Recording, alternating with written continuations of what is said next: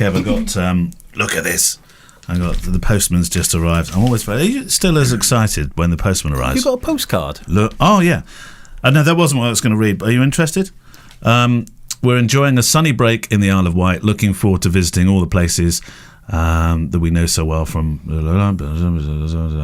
lots of love, Grandma and Grandad. That's for Jack and Thomas. Yeah, that's lovely. That wasn't the bit I meant, though. No, but a postcard. Isle of Wight Steam Railway. Yeah, My trains. Thomas loves steam trains. Absolutely loves them. No, that wasn't the bit. It was this bit. Hold on. I'd be awful at unboxings.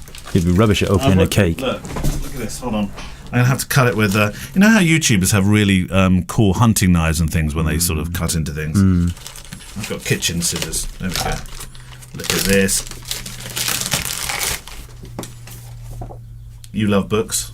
Yeah. Sean Tucker's Collection 1 and Collection 2. Oh, look at that. Can I just add that I bought these? He didn't give these to me free of charge. No. I think it's important sometimes that you invest in... Yeah, I absolutely in agree. people. So look, Collection 1 and Collection 2. Smell it.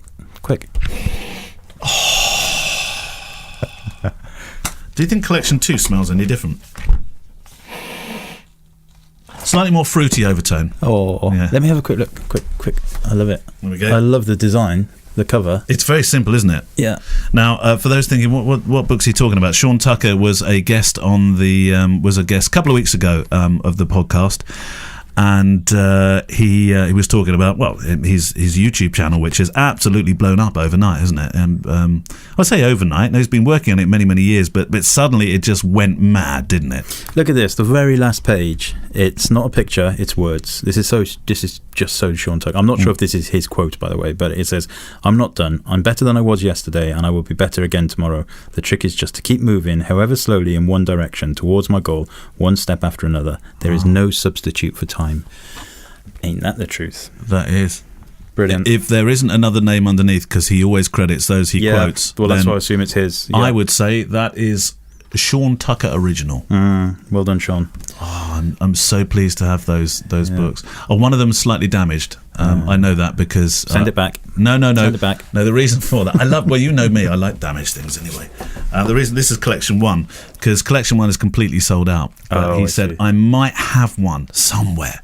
So I said, send it. Yeah. Don't worry about what it looks like. The FujiCast. Hello, welcome to episode 14. Last week, we gave you the wrong episode number. We said 12 when it was actually 13. But that might have been because some people have a very strange relationship with the number 13. I don't know, do you? Are you superstitious about things like that? No, only Velcro. Only Velcro. Mm-hmm. Is it true that some airlines don't have a row 13? Yeah, I think I've read that. Yeah, and also I think like the Japanese don't like the number 5, or Asian countries generally don't like the number 5 or something. Oh, I didn't know that. I think, or is it 7? No, 7 is a lucky number, isn't it? Oh, I don't know. Lucky 7. That's why quite a lot of Formula 1 drivers love the number 7. Is it? Yeah. Cristiano Ronaldo, number 7. Number 7. Eric Cantona, David Beckham, number 7. Number 7. There we go.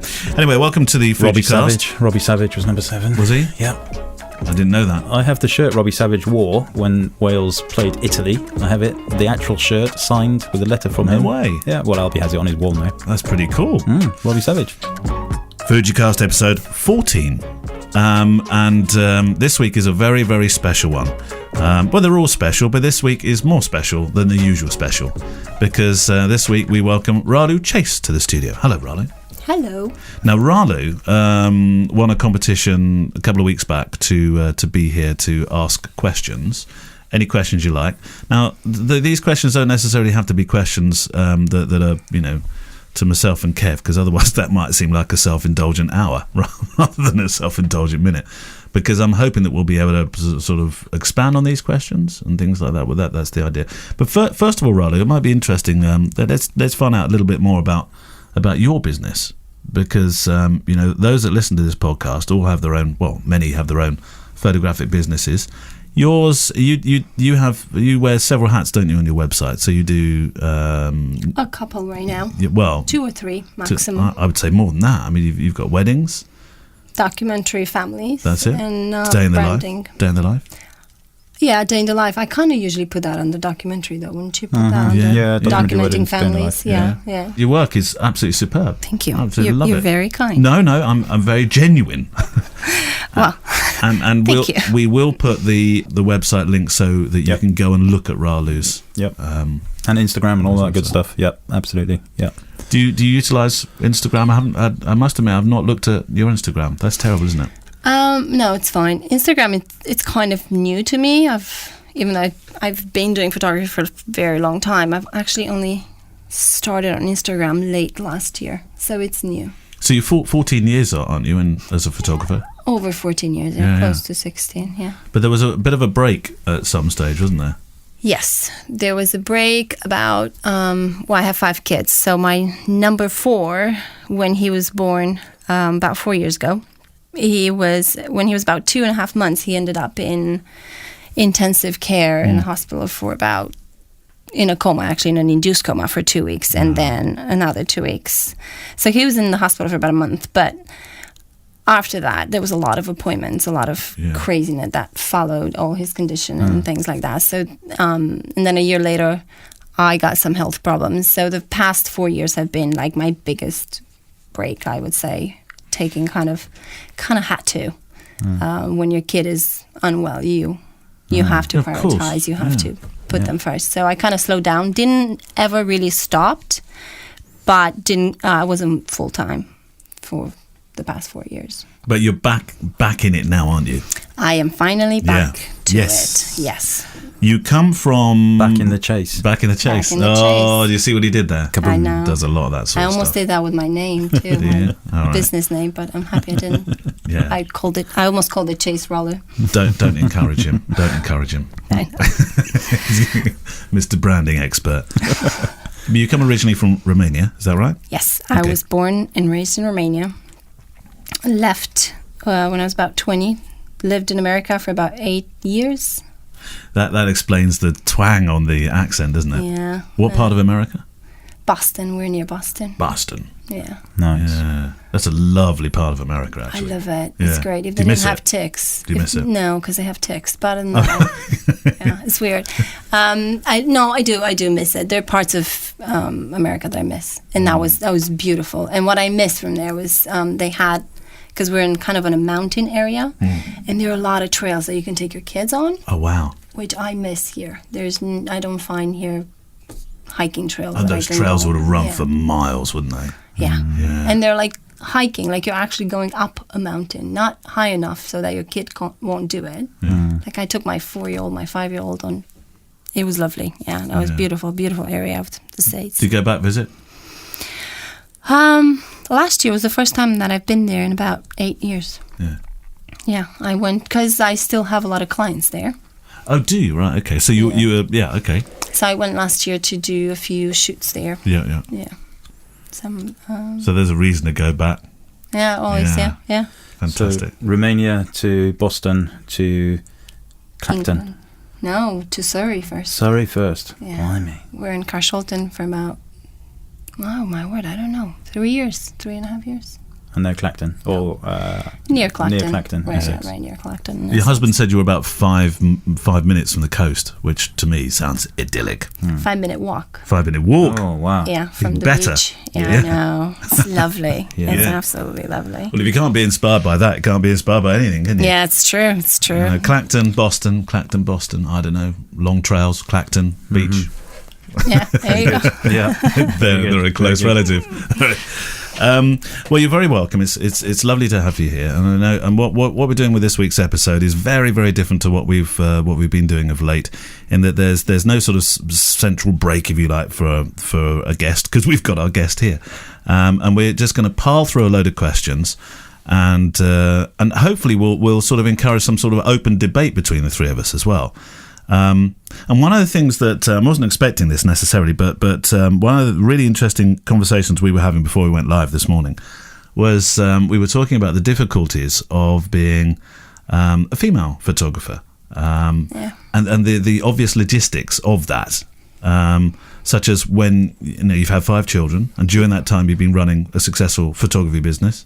Yeah. Sometimes busier than other times, granted, but you've still been doing it. Yeah. There were times when you had to nurse your children at weddings. Yep. I had to say that's a tough way to work, isn't it?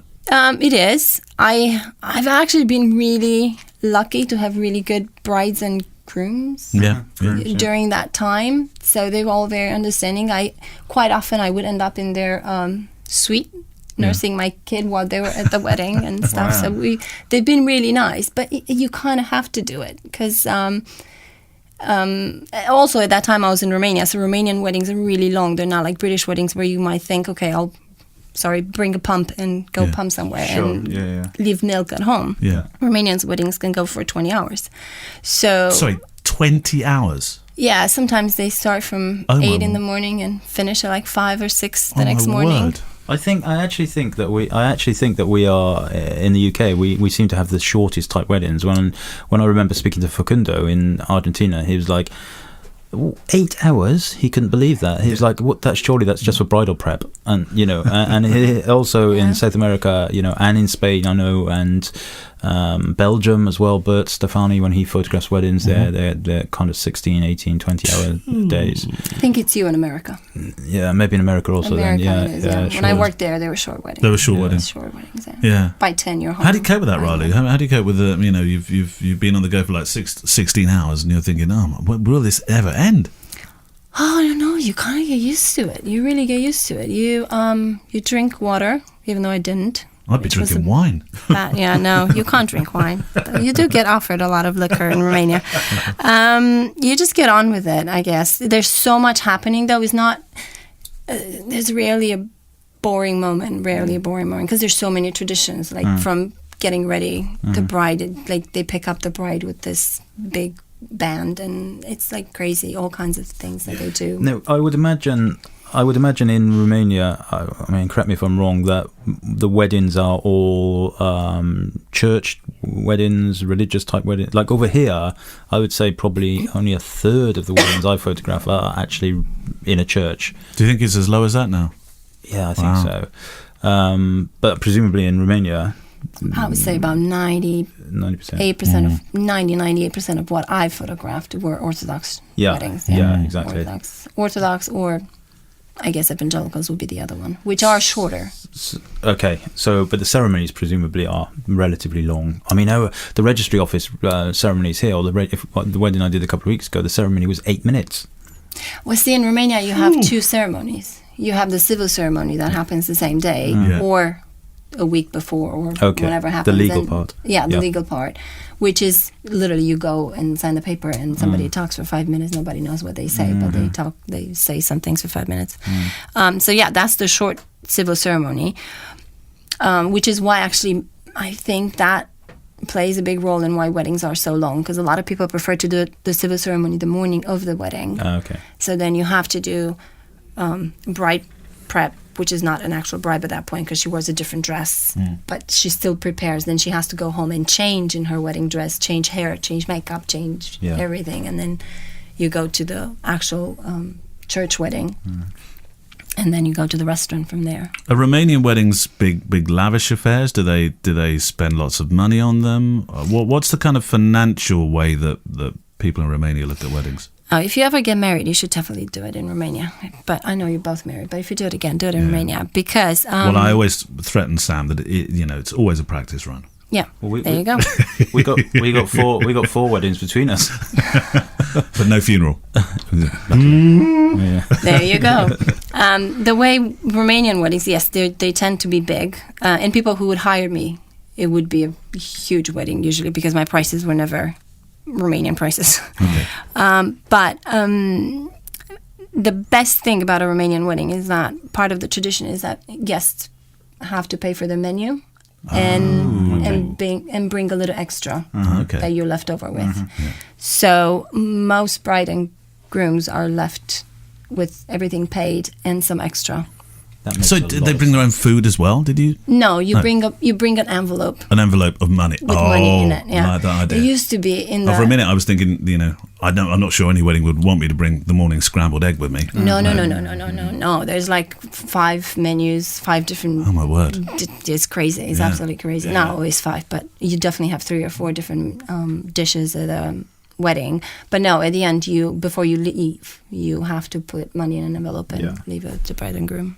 Yeah. There used to be a tradition in the countryside mostly where they would have the godparents would actually shout out how much everybody brought? Oh. Do we encourage you to bring more? It's like, this person brought this much. It becomes very competitive. It's like an auction. I know. It's kind of sad when you can't afford to bring a lot. It's really embarrassing. Yeah.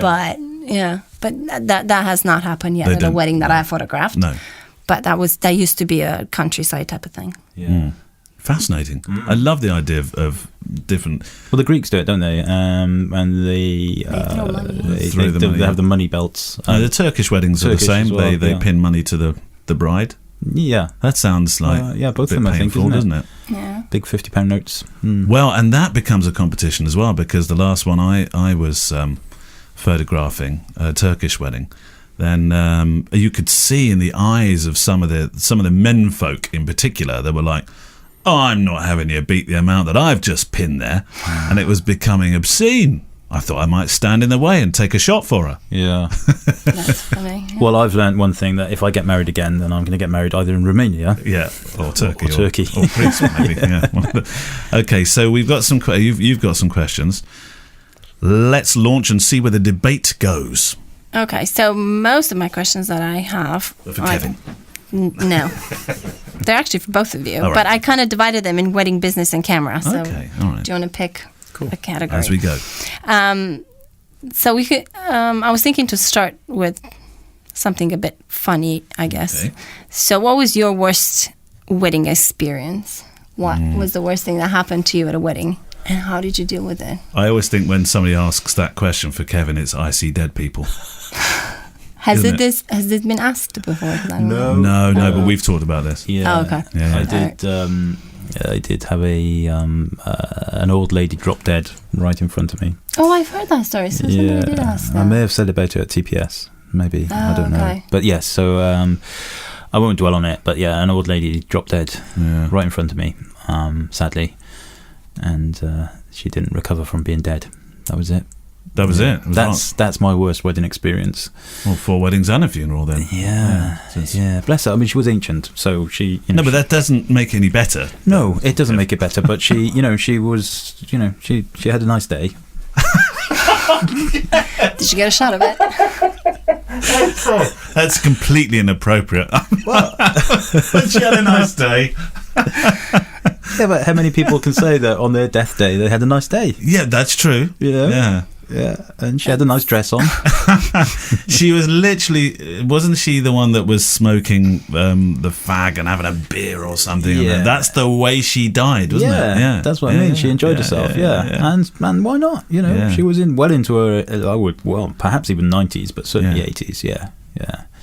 It was unfortunate, but pretty ropey experience. Were you okay? Well, she obviously wasn't, but were you okay? I was a bit shaken. I mean, to be totally honest with you, I've given CPR to 3 people now. At weddings? No. Don't go to Kevin. No, to a wedding. Yeah, still welcome. I can tell you right now that I'm not very good at CPR. Right. Because neither of them survived. Came out the other side, yeah. So yeah. This is turning into a really cheery episode, isn't it? It just? Yeah. You're welcome. Anyway, she died, and then that was it. And so that was the worst thing. What about you, Neil? The worst thing I've ever done really is see a cake go down, really. That's I mean, that doesn't compare to your worst thing, really. But it was a funny. I've got the picture of it. I know the picture. Yeah, you know it was a croque en bouche. You know the French cakes, a croque en bouche. Yeah. There's kind of pyramid of small pastries, aren't they? Small what are they called? Profiteroles. That's it. And this one was a caramel one, really nice. And it was an American bride, English groom. And they had lots and lots of European flavoured things. And so they had a German this and a Spanish that. And there's a French cake. And she said to me, Neil, how do we cut a croque en bouche? And I said, leave it to me. I've been to a few French weddings. What the French like to do, they like to lop things off with swords. No, they're keep moving at a French wedding, because sooner or later that sword's going to come your direction. And so they like to take the tops off champagne. Queens and kings. That's true. Guillotine. You're right, but I don't believe they take those to weddings anymore. And she took the top off this wedding cake, and the whole cake went, because the cake topping was glued to a piece of doweling that went through the whole cake and was glued to the underside, and the whole thing fell on the floor. And I'm sorry, so sorry, Simon, Emma, I remember their names. So you suggested It was my fault. And the groom looked at me and he said, "Don't worry, just tell me you got the shot." I said, "Got the shot, you're okay." And then the rest of the night, everybody kept offering me bits of wedding cake. That's Very funny, yes, heard that one before. That's funny. How about you, Ralu? Anything? Have you had something happen? I mean, Romanian weddings sound like you've got, in 18 hours, there's a lot of things that could go wrong. Yeah, there have been a lot of things happening. My worst experience is, I don't know if I should mention my worst one, actually. Have a go and we'll edit it out if it's worse than his death one. Okay. Okay, so if you edit, okay. Yeah. So I was Just don't say names. No. No. I was at a wedding. It was a long time ago. I was quite young. I was actually working for a photographer in America. And she was out shooting at the reception something, and one of the parents, I think it was a groom's father, came to me and started talking to me. And he had a couple glasses of wine or alcohol of some anyway. So you can tell he wasn't right. So he starts talking about women. And, I'm a woman sitting there, or a woman sitting there next to him. And he's like, I don't know how the conversation ends up going to him saying that a woman, I don't know if I should say it. Have a go. Right, a woman. Strap yourselves in, everyone. Yeah, so we I don't know how we ended up there. So he looks at me in my eyes, he looks into my eyes and goes, a woman is not a woman unless she's. Oh my word! I know, but he doesn't stop there. No way. He looks at me and after having said that. Yeah, he looks at me and goes, "Go ask your mom; she'll tell you." What? I know. Oh my word! So at that point, I mean, that is ingrained into my brain, and that. What did you say? I was young. I didn't. But there's a serious nature to this, because we were talking about how to deal with drunk guests a couple of weeks ago on the podcast. I think at that point his wife came and kind of got the gist of what he was saying and said, "Okay, let's go," and his move poor on. wife. Yeah, his poor wife. Do guests take more? Don't take this the wrong way, but do guests take more liberties with female photographers than they would dare with male photographers? Do you think? Am I asking a very awkward question there? Or? No, I think it's a valid question. I don't know, because I'm not a male photographer. Yeah, we don't know because we're not female photographers. So. No, but we sort of get this idea of what people might say to men and women. I don't know.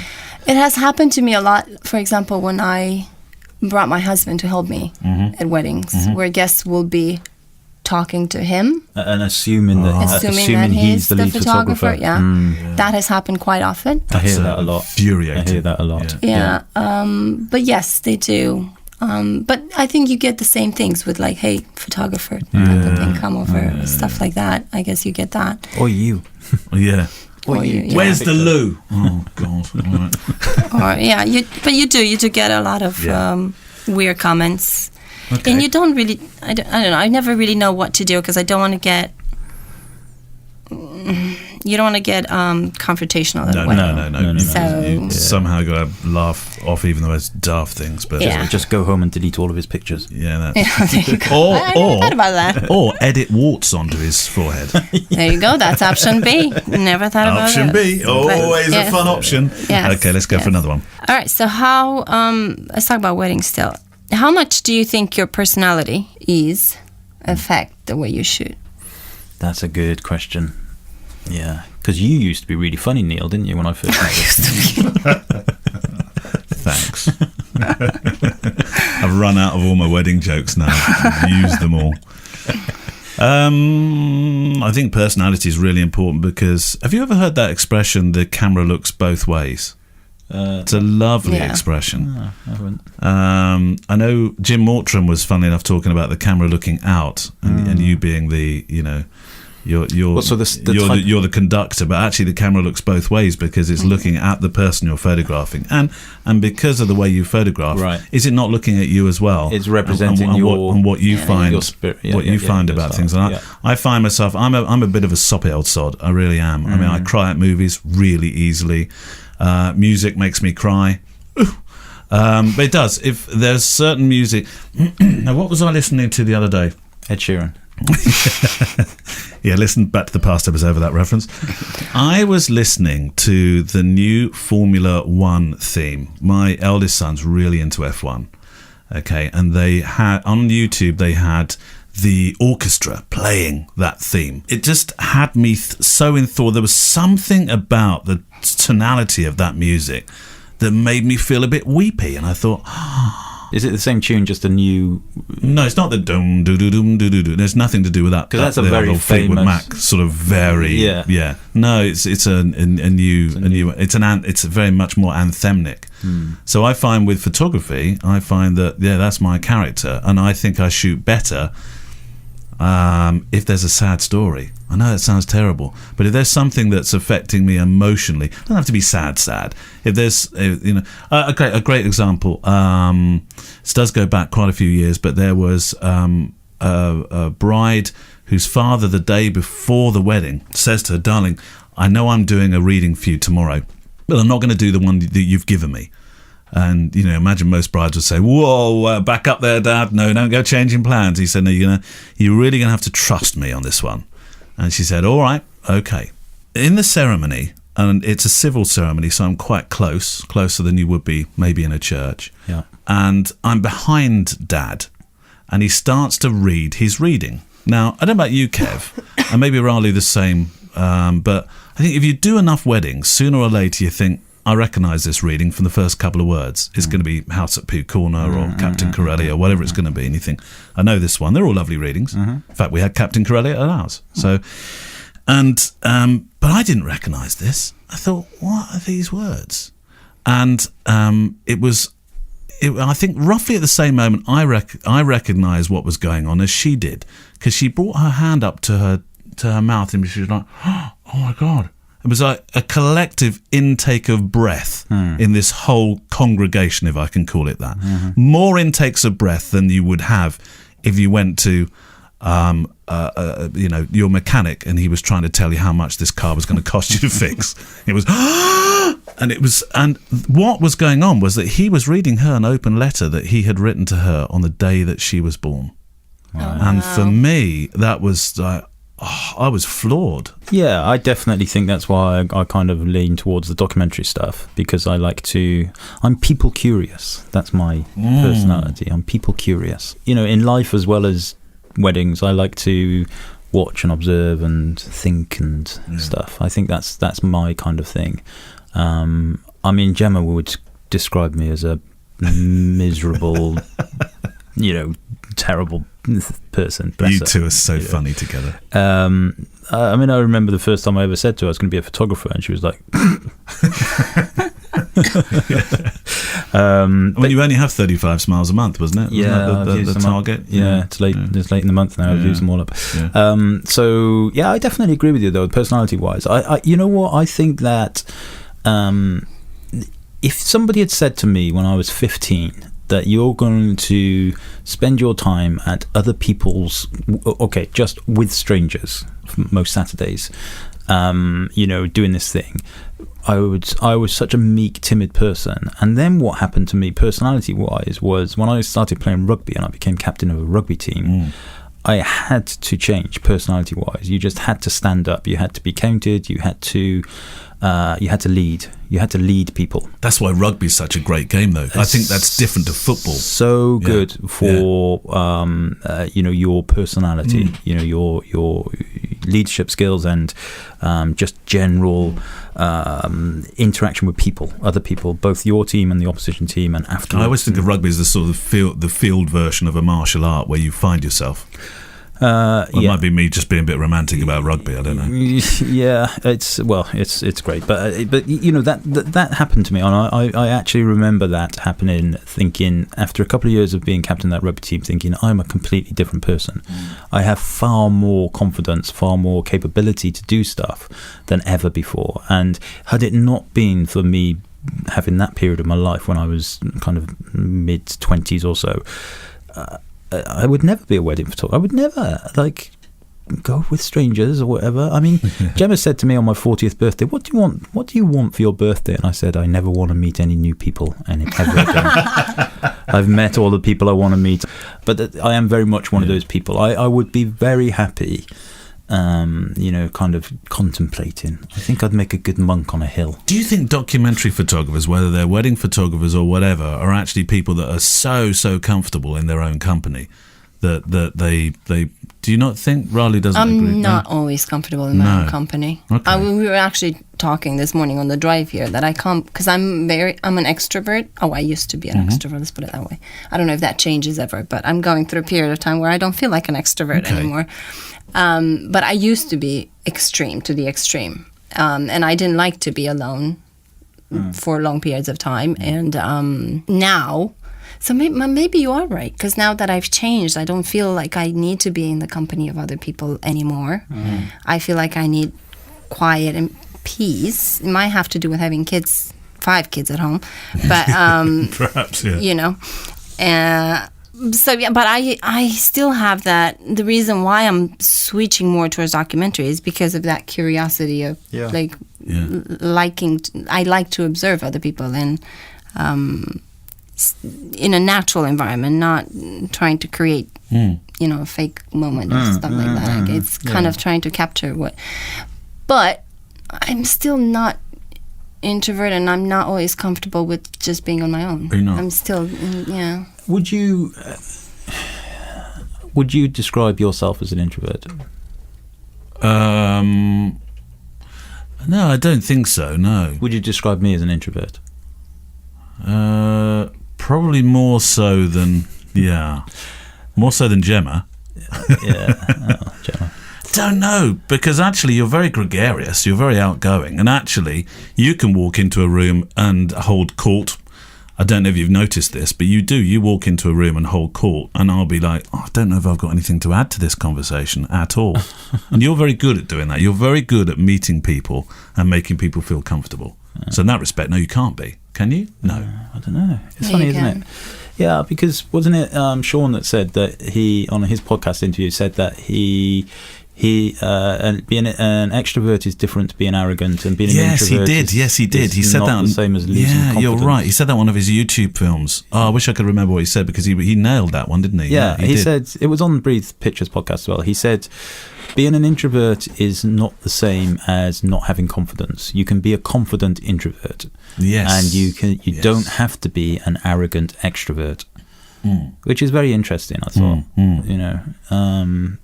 So, to answer your question, Ralu, I think that actually, personality-wise, weddings has changed me slightly to a certain extent. Definitely in terms of my curious nature, but not necessarily in terms of my general being. Here's an interesting question I'd like those listening to this podcast to answer, actually, because I think, Ralu, you've really brought up a great subject here. How do you think, it doesn't just have to be weddings. I know sometimes we may seem like we're wedding-centric here. It's because that's what we photograph most, but we're interested in all kinds of stuff. Email us. Let us know, how has photography changed you?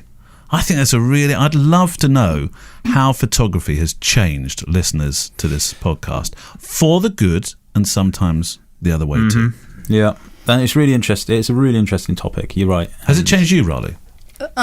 Actually, quite drastically in the last 4 years, because once my son ended up having all those problems, and I had to step back a bit, and then I had some problems, and I had to step back from weddings completely. Yeah.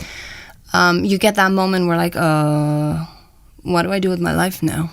I've been doing weddings I've done portraits too, but it was always a side type of thing, and families, it was always a side, and it was very lifestyle type of thing.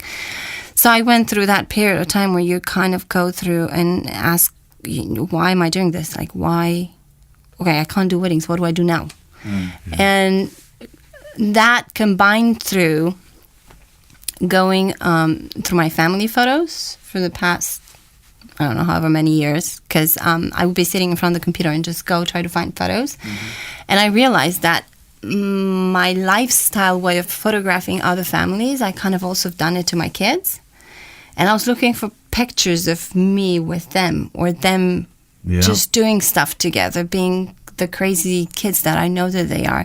And all I've had were like nicely curated portraits of them, or like, you know, and that kind of shocked me because I'm a photographer. I should have known better. And I think that actually has changed a lot. Having time, because as a photographer, I don't know how often you go through your family photos, but as a photographer, I didn't. It was all so, I don't know, so much running around and so much. You get really busy that you don't stop to look back. Yeah. And when I did that, I got a bit shocked and actually teary at some point, realizing that I don't have those memories of my kids, of just being kids, or just me being with them, just being a mom, not a photographer, or, you know, just playing games or doing stuff like that. So that changed a lot my perspective even in terms of family photography, which is why now when I photograph families, I have a more documentary approach, and I only do like 15, 20, half an hour of portraits if they really want them. But the rest of it's very documentary. Very documentary approach, and I think it's a huge impact on families. I'd say. Yeah, it's a very good point. Next question. I'm going to ask you about business now. So if you had to pick two aspects of your photography business, because it's not just about shooting, it would be nice if it would be. Sure, that's true. So two aspects, one that you could do without and one that you love, which ones they are. So we're talking marketing, shooting, admin, cooling, editing, I don't know. Two aspects, one that you could do with, one that you could do one without. One that you don't like, one that you do like. Yeah. One you hate, one you love. I wonder whether yours, Kev, let's back this to you. I wonder whether the ones you wouldn't want is social media.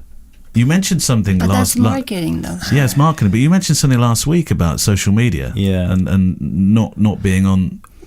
You know what? It's really funny because, again, we're going to deviate a little bit here, but after last, I think it was 2 weeks ago, the show, when I was driving back in the car and I was thinking... Actually, you know what? I probably shouldn't have said that because social media is... and the question was about what would you like to... If somebody had said something to you at the beginning of your career, what would you like them to have said? And my answer was, I would like them to have said, don't get involved in social media. Something along those lines. And actually, social media is a double-edged sword, definitely, because I love Instagram and I love being social. Contrary to what I just said about not wanting to meet new people. But the fact is, a vast majority of other people don't use social media in the same way that I would like them to use it. It's aggressive marketing rather than social. People forget the word social in social media. Well, you've always said this. You know, so remember the social in social media. Yeah, and so that kind of... spoils my fun, my enjoyment of it a little bit. However, I wouldn't put that down as the thing I dislike the most. I think for me, it's editing. I don't like it. I don't like editing. Right. The thought of editing to me is a little bit like sleeping. It's like if you didn't have to sleep, you'd have so much more time in your life. And editing's the same. If I didn't have to edit, even though you try your best to keep it down as little as possible, you just... And by editing, I mean kind of selections, editing albums, all of that stuff. Yeah. So I could do without that. Although I understand fully it's part of it. The things I love, I actually like the... Generally, I like the marketing elements of things. I like my blog. I like writing on my blog and all of that kind of stuff. I like that. I like, I like. Do you know the thing I like a lot about weddings? Driving in my car. I like it when I have a good 2, 3, 4. I mean, I've done an 11-hour drive back from the north of Scotland after a wedding. I always drive back after a wedding. Crazy. Yeah, always. That is crazy. Unless I'm abroad, in which case I have to fly. But I always drive back after a wedding in the UK. And I love it. I get to the end of the wedding, I get in the car, I stick my podcast on, or I stick my audio book on. Yeah. And it's just me and the car and the open road. Open road. Yeah, me and my Kia Sportage. And now I can open the sunroof. And yes, yeah, you can now. What, at 12 o'clock at night? It's a bit daft, isn't it? Got a sunroof, must use it. Yeah, I suppose so. So, but I love that. I absolutely love sitting in my car. And Gemma, because when Gemma and the kids are in the car, I just go into total silence. Yeah. And she's like, why don't you ever say anything in the car? And I'm like, this is when I do my thinking. She's like, why can't you think when you're in the toilet like everybody else? Like, no, that's where most men think, isn't it? I've even got a little notebook, And I'm shower. Yeah. In the toilet or in the car? Yeah, both. Yeah, so I like that. I love that. I love the driving bit. Editing for me, same as that one thing you think, So when you say editing, what do you mean? Do you mean the cooling, the processing, the everything? Not so much you mentioned albums too in there. All of it. Yeah, I like the clicking of the camera, and then writing the blog post about the pictures. If everything in between could be, and this is why I try. You need a retoucher. Yeah, perhaps, but this is why I try and shoot as little as possible, even though we all overshoot. I could not that there's anything wrong with the people that shoot this way, but I could not be one of those people that shoots like 15,000 pictures at a wedding. Because I would be depressed in my lovely drive home that night. I would just be depressed thinking about the numbers of pictures. Ralu, isn't it an American thing? This extreme. I'm not going to call it overshooting because that would be rude. No. It's just the way people do things. Yeah, it's just the way people do. But there's definitely a difference, isn't there, in America? For our American cousins listening now to the podcast, I think that the sheer shot count of American photographers seems to be quite high. Is that something that? Yeah, it's something I read a lot about when I'm reading multiple shooters as well. Multiple shooters shooting sort of 4,000, 5,000, 6,000 frames a day and stuff. Yeah. I don't know. I always thought it had to do more with your confidence in your shooting more than maybe. So whether you're bursting a lot.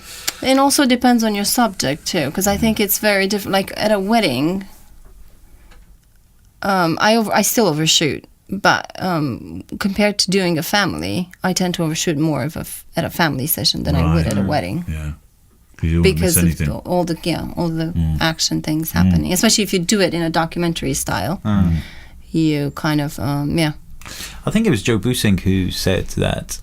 Because he has like 4 or 5 shooters. That's it, yeah. All in different places. That's right, yeah. All over the place. And like Joe's pictures are beautiful. They are. When he shoots digital, this is not on his film shooting. I think he, in one of his lectures, he said they go away with like 50,000 pictures between them. 50,000? Yeah. 50,000. How to even begin a cull? And what, it gives them 400? I don't know how many it gives. 400 amazing pictures, in fairness. But there are people in this country, and who are, and again, I'm being conscious about not making it sound negative. It's just I could not face it. But there are people that we know, who will shoot 20,000 pictures at a wedding easily. And that's just their style, and that's it. That's fine. That's absolutely fine. True. You might as well make video. It's the thought of going through all of those and then editing, and to me that I'd be thinking that's like 3 weeks solid work. Yeah. And when I have in my little database, I have my profit per hour that pings out at the end, and I take into account how much time I've spent on every job, every wedding. Yeah. And I don't think too many people do that though. I have. I tell you, you'd be really surprised, because I am convinced that probably 80% of the wedding photographers in the UK earn less than minimum wage. Oh, I agree with you. Hourly rate. I would go to 90. So. Yeah, wow. I am convinced of it. Yeah. It'd be better. That was one of the shocks. This I think I talked to you about that too. When that was one of the shocks this past year when I finally decided, okay, I'm going back into weddings. I won't do as many as I used to do. I only want to do about 10, 12 a year.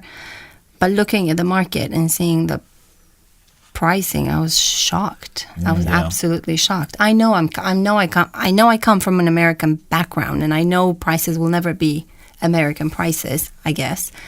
But I also worked in Romania, and right now the majority of UK photographers earn as much as a Romanian photographer does, which is crazy if you think about it. Yeah, when you compare the cultures and not the cultures, but the salaries, the income, and the financial, the sheer sort of economics of it. The economics of the country. Yeah, there. Don't get me wrong. There's a gigantic amount of cheap photographers in Romania too, but a good photographer in Romania should not make as much as a photographer. And not that he shouldn't, that came out the wrong way. But do you know what I mean? Like UK has a better economy at this point. You should, photography should be, I think, as a photographer, you should be able to make more than minimum wage. Yeah, no, absolutely. And the fact is, when it comes down to that kind of conversation about minimum wage and stuff, it does come down to time as well, because you get paid by the hour if you're being brutal about stuff. And if you spend, if let's just say it's £2,000, or let's just round it down to 1,000 to make it easier, you earn £1,000 in 12 hours, or you earn £1,000 in 25 hours. It's better to earn £1,000 in 12 hours. Simple as that. And it means your profit ratio, your bottom line, is higher. It's common sense. Yet, I speak to literally so many photographers who, when I sit down and I analyse with them how much time they spend on every wedding, they would be better off per hour working in McDonald's. And when we spit out the numbers at the end of the analysis, they kind of sit back and go, phew. And actually they resign to it. They know the answer. They know that that's the case. And you can't, I just it's business. And of course we're not limited by, you have a certain amount, and it's good to earn your £1,000 and what have you. But at the end of the day, think about the business side of things. And if shooting 20,000 images is going to add an extra week to your workload, doesn't make sense to me. It just doesn't. And again, I have to caveat that with, that's just me. I'm sure that the people that do this have systems in place. They perhaps offload their editing, or need to, and that's fine. So they're making a business decision based on that. But there are a lot that don't. Let's go for another one. Yeah, quick. Oh, another one, quick. Okay, all right. No, quick, because we'll get ourselves in trouble otherwise. All right, Will. All right. So I know, Kevin, that you've started doing day in the life sessions and things like that. I haven't done many. You haven't done many, but you're intrigued by them. Well, yeah, I do a few, but not many. What has made you decide to go that way, and how do you see them compared to weddings? Because they're full days too. Yeah. Well, and actually I don't do that many of them either. I mean, I perhaps do a little bit more than you, but not that many. And I like them because it's still documentary, it's still being people curious, but it's in another dimension. It's just not at a wedding. A wedding, to a certain extent, is in it's shooting fish in a barrel, isn't it? It's in a confined space. A certain amount of things are going to happen in a certain period, in a certain order. Whereas when you're doing day in the life stuff, I did one a couple of years ago, and they said, we want you to be there. It was a first birthday party for a little boy. We want you to be there when he wakes up. I was like, okay, what time does he wake up? About 5. Which is fine, I can deal with that. It was in central London. So I got there and I said, so will you, what are you going to do? Just bring him downstairs? No, we want you to be at the end of the bed when he wakes up so you can capture him opening his eyes on his first birthday. Oh, my word. I was like, you know what? Even when Gemma sees me at the end of the bed, it terrifies her. I think your little boy is going to absolutely freak. There's kind of... Please tell me you've done it, though. Did it? Yeah. What happened? He cried. That's it. I must have looked like some weird cyclops at the end of his bed in his worst nightmare, because I had the camera to my eye. His mum and dad were stood next to me. But and how old was the kid? How old was the baby? Yeah. 1. It was his first birthday. One. Okay, Good picture. Good picture. I suppose. Yeah. Well, but it's interesting what people want, I suppose. But the day in the life stuff, and again, I have my own problems in building that part of the business. I love it, and I really want to do more. But a majority of people want them on the weekend, and generally I'm shooting weddings, or they want them in the school holidays, and generally I'm on holiday with the kids. And actually, because I'm a middle-aged man, it's a bit hard, isn't it? It's inviting a strange middle-aged man into your house is not really top of the list for a lot of people. I was going to ask you that because I would love to do more, but it feels I'm going to use the wrong word, but I'm just going to use the first word that's coming to mind here: inappropriate. I don't think it's inappropriate, but I understand. I knew that would be the wrong word. Yeah. It's not inappropriate, but it's uncomfortable, perhaps. Uncomfortable. Maybe, yeah. The same way, by the way, at weddings, when I feel uncomfortable when somebody will say, look at the kids over there running off through the meadows, go and chase them. I'm thinking, I don't want to do that. Yeah, but part of me says, I want to do that. But the other part is saying, I can't do that. No, but this is because society has told us that, the society and the social media has, over the last 5-6 years especially, has told us that, males are, there's like that overall kind of cloud of worry about us doing that kind of thing, or you doing that kind of thing in your mind, are totally unfounded, totally unfounded.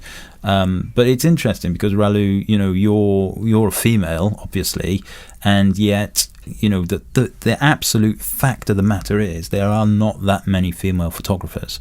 There certainly that kind of put their head above the parapet, and I've been trying to get the ex-weddings thing off the ground this week, and female photographers that are willing to stand up and do a talk and everything are few and far between, and that's not a it's just the numbers. I mean, if I look at the percentage on my YouTube channel of male viewers versus female viewers, it's 99% male, literally 99% male. That's interesting. And that's, I mean, that doesn't include people who watch when they're not logged onto YouTube, so it's probably not an accurate, but that's what it is, and that's a bad thing.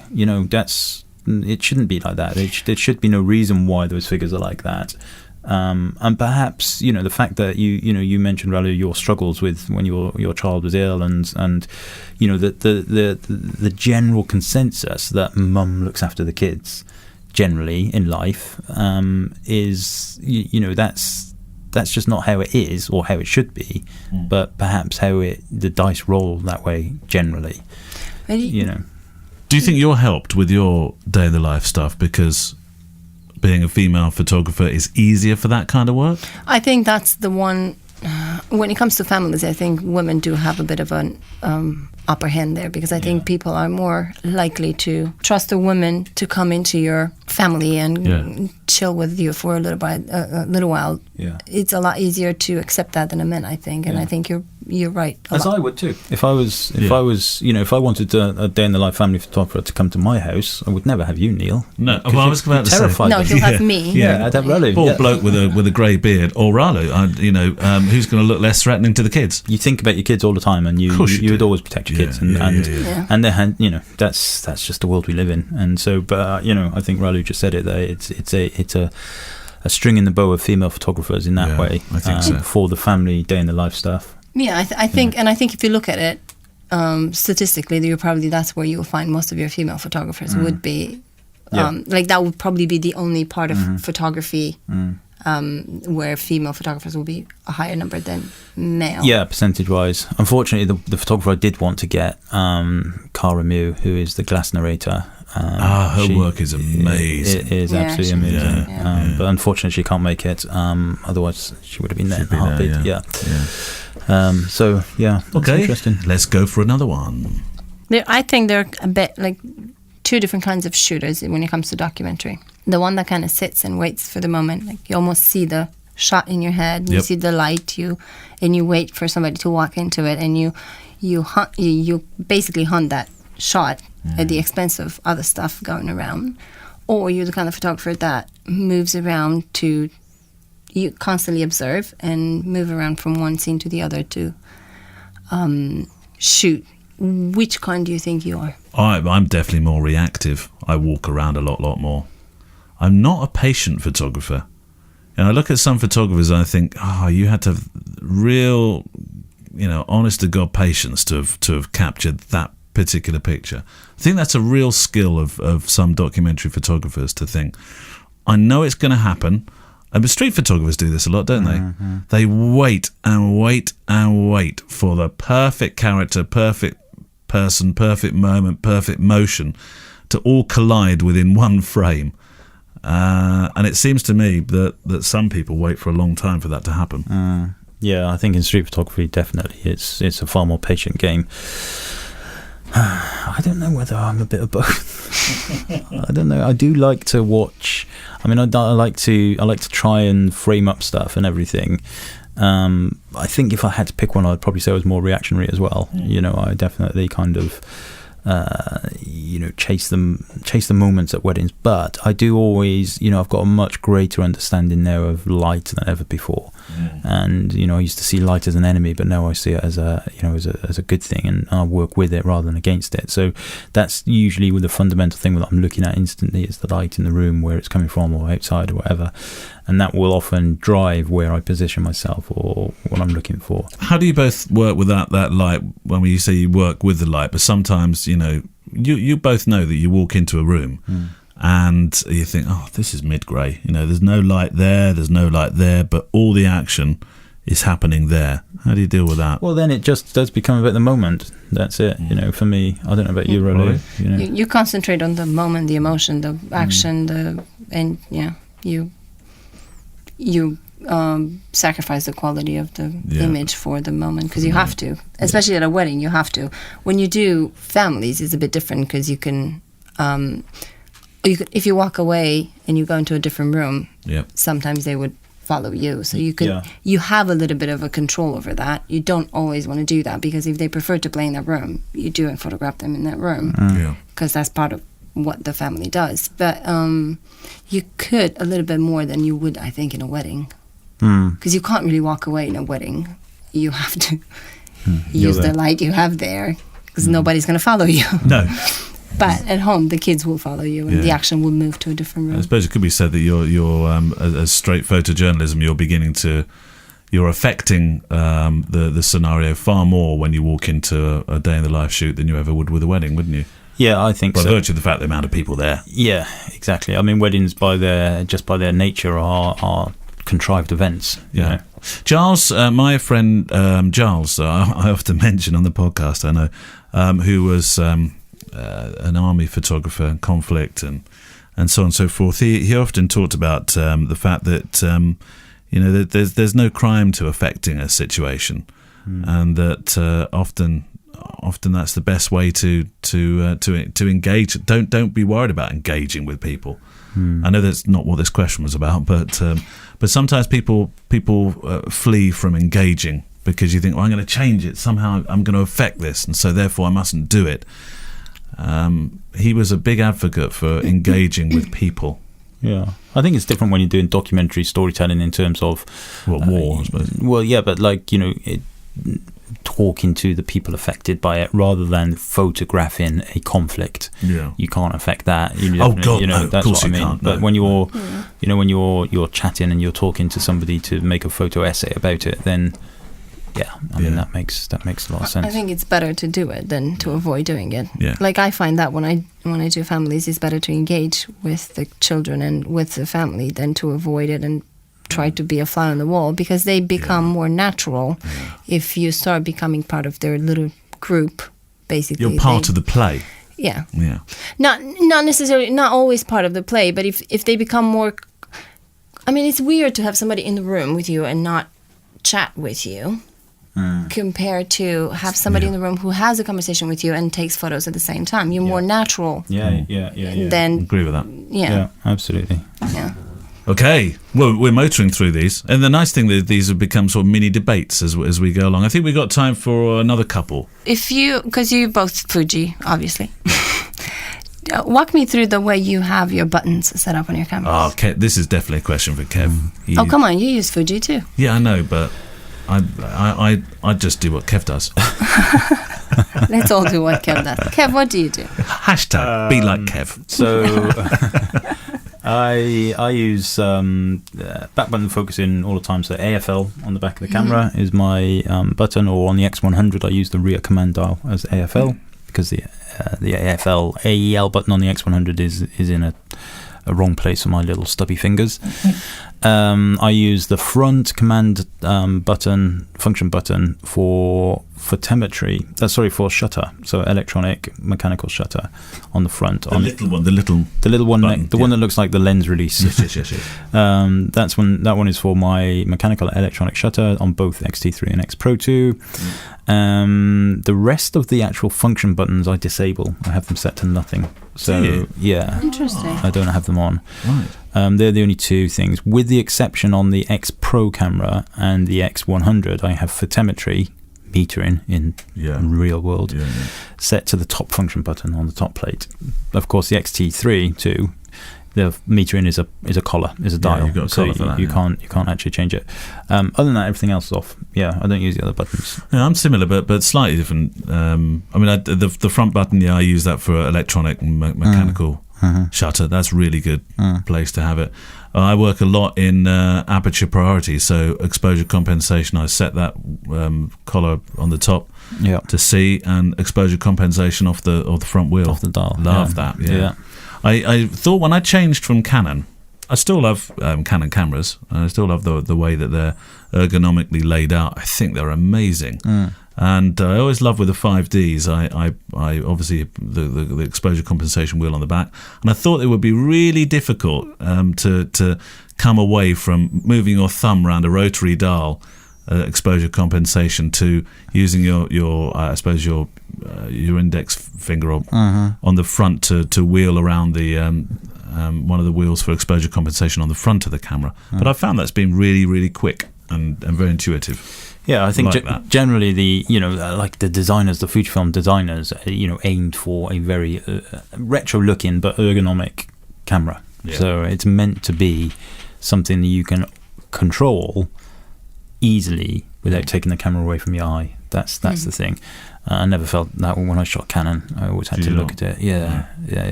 Really? Yeah. But that's just me. I've been shooting mirrorless now for the best part of 9 years. What did you shoot before, Ronnie? Canon. It was Canon. 5Ds? 5Ds, yeah. Yeah. Started with I think I started with the 10D. Right. Okay. That was a long time ago. Yeah.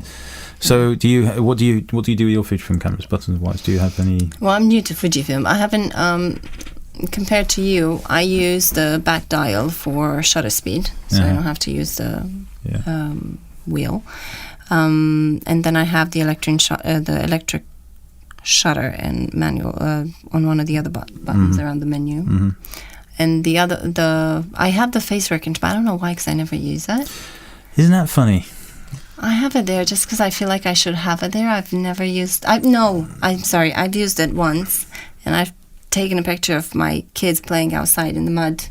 They happened to. And was it successful? They happened to be completely undressed, and I took a picture of my daughter's behind, and it said at the bottom, "detected face." So, I think that's when I kind of turned it off completely. But I have a picture on my phone of the back of the camera because I thought that was hysterical. That is very funny. Yeah, very funny. All right. But I don't use face detection either, so I don't have it on. Although I might try it a bit more now with the new XT3 update. Because you can recognize their face. Yeah. You can see their face. Yeah, you can. Yeah. I like that idea. It takes a lot for me to change the way I do something, and that would be a substantial change for me. So, but I will investigate it, and if I can get it to do what I need it to, I'll do it.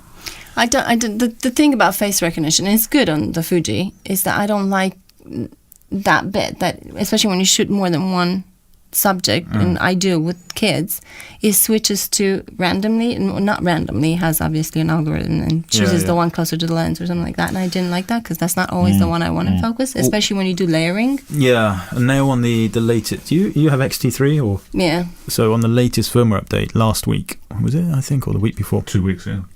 For those listening in 2026, we're now in 2019 in April. Or you with your XT54s. There is a firmware update released just recently which allows you to select the face. You can now, yeah. You can select the face in it. It seems like a lot of work. I know you can do that. No, I totally get it. I totally get it. Let the camera take the strain. Yeah, let the camera take the strain. Yeah. Okay, right. Let's have one more question. All right, so I'm going to go back then, if it's the last question, because you said there are not a lot of female photographers in You were talking about wedding industry, speakers and stuff? Yeah, not so much people, not so much wedding photographers as such, but, finding people who are on the speaker circuit and are happy to do that kind of thing. That was my challenge this week, Why do you think that happened? Why do you think that is? I don't know. Percentage-wise, there's less of them. I don't know. I really don't know. I had the same challenges last year, really, although we had 2 great speakers, female speakers last year. And, it's just, if I said to Neil right now, right, go and, find me 5 photographers, speakers, without giving any kind of guidance or direction, it would be easier to find male ones. Why that is, I don't know, but it would be. Why do you think it is? I don't know. I'm a woman, and for me, running a full-time photography business alongside having kids has been a challenge at times. So I think I don't know if you've noticed, but a lot of the female photographers that I've been following or that I follow, they tend to have children really late in life, or way after their business has taken off. Yeah. So I think, I don't know, maybe I'm not there. Right. Yeah. But that's one thing that I've noticed, that because you can't really.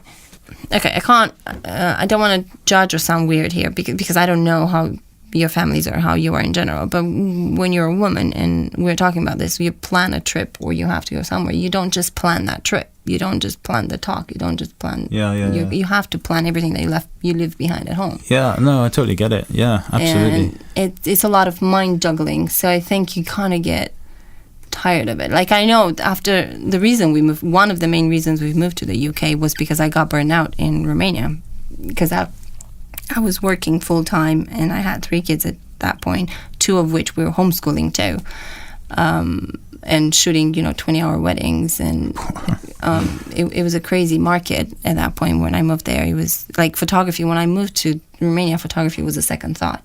Everybody would go for films, and the videographer would bring a photographer with him. That's interesting. That was really interesting, because you have to kind of change the mind shift and be like, move photography forward a bit.